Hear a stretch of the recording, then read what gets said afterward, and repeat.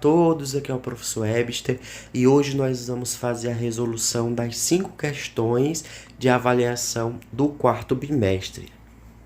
A primeira questão diz o seguinte: a região norte é a maior do país em extensão territorial, correspondendo a 45% do território brasileiro. Também é ocupada há milênios por povos nativos que possuem características próprias e similares entre si. Estes apresentam forte ligação com a natureza, ou seja, fala um pouco sobre a região, sua importância e os povos que já habitavam o norte.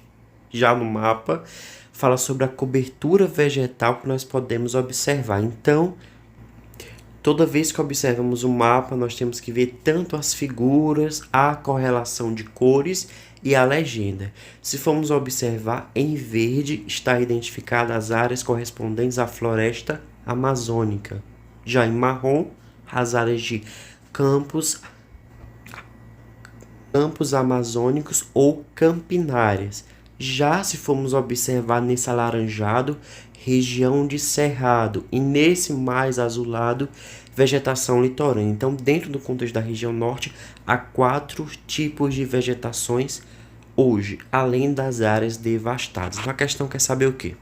Acerca da vegetação presente na região norte, é correto afirmar: item A, está associada ao semiárido devido às baixas médias pluviométricas anuais. Está errado porque não há área de semiárido constante, já que as médias de chuva, as médias pluviométricas no norte, são bastante elevadas. B, é escassa, já que as elevadas altitudes tendem a diminuir o porte da vegetação. Está errado porque, se formos observar o relevo da região norte, a maior parte é área de planície, planalto e depressão. C, diversa, com presença da floresta amazônica, cerrado, vegetação litorânea e campos. Justamente é essa. Nessa questão você faria essa correlação entre cores, imagens e o título, além da legenda do mapa. Então, é questão de interpretação de mapa. A primeira questão, o item é o C. Mas por que não é o D? Fala assim: não exerce influência sobre os animais e seres humanos que habitam esses espaços. Nós sabemos que, na verdade, exercem sim. Segunda questão diz o seguinte: enquanto outras regiões recebiam investimentos industriais e expandiam suas áreas urbanas, o norte amargou o esquecimento. A partir da década de 1960, os interesses econômicos e estratégicos do Estado brasileiro colocaram o norte como uma região de grande relevância para a política interna e externa do país. Qual motivo levou a essa mudança de estratégia em relação ao norte? A. Necessidade de assegurar a posse do território para os interesses brasileiros da época. Certo ou errado? Está certo porque, à época, existia certo temor e receio de invasões estrangeiras em território brasileiro. E devido às riquezas naturais que existem no norte, essa região supostamente era mais vulnerável a esses ataques. B. Desenvolver integralmente apenas uma região do país. Não. Se isso acontecesse, a região que seria mais beneficiada seria o sul ou o sudeste. C. Deslocar a capital de Brasília para Manaus. Não, porque justamente não fazia parte dos objetivos, até porque Brasília, à época, era uma cidade recém-construída. D. Utilizar a já existente ampla rede rodoviária do norte para integrar o Brasil. Não, porque com essas ações, a partir dos anos 60, é que vão ser criadas as primeiras rodovias. Então, não existiam grandes rodovias à época, elas foram construídas. 3 diz o seguinte: o potencial de geração de energia hidrelétrica no norte do país é grande, devido às características naturais favoráveis, como a presença de uma extensa rede fluvial e relevo predominantemente plano. Muitas usinas hidrelétricas estão em funcionamento ou em construção na região. Ou seja, a região norte tem grandes rios, tem grandes planícies, e esses rios são caudalosos, perenes e recebem uma grande carga de água que pode ser utilizada para a geração de energia. Destaque os fatores que influenciam a construção de usinas hidrelétricas. Por que os governos brasileiros durante décadas vão construir usinas hidrelétricas e não outras formas prioritárias de geração de energia? A. Necessidade de produção energética para exportação? Não, porque existem outras necessidades mais importantes. B. Crescimento econômico e populacional? Sim, porque com o crescimento econômico você vai ter novas fábricas, novas usinas, novas empresas em funcionamento que vão demandar energia elétrica e que com o crescimento populacional mais pessoas vão utilizar energia, mais casas serão construídas. Então, é o item B. C. Manter a cultura dos povos nativos intacta. Isso seria algo muito bom, mas não é o objetivo principal de quem constrói uma usina hidrelétrica no norte. D. Baixa demanda por energia nas grandes cidades. Se isso fosse verdade, não seriam necessárias construir usinas, já que bastaria o que já existe.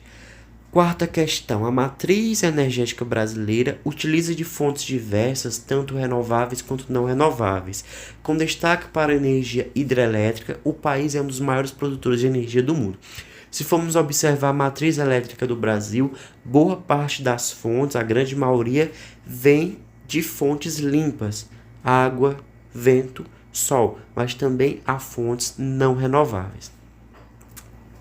Sobre os impactos das hidrelétricas, é correto que se afirma em A. É o mais adequado, já que não apresenta impactos socioambientais, apenas econômicos. Errado, já que os impactos são grandes, pois envolve a retirada de pessoas e também a ocupação de uma ampla área que era utilizada por outros tipos de seres vivos.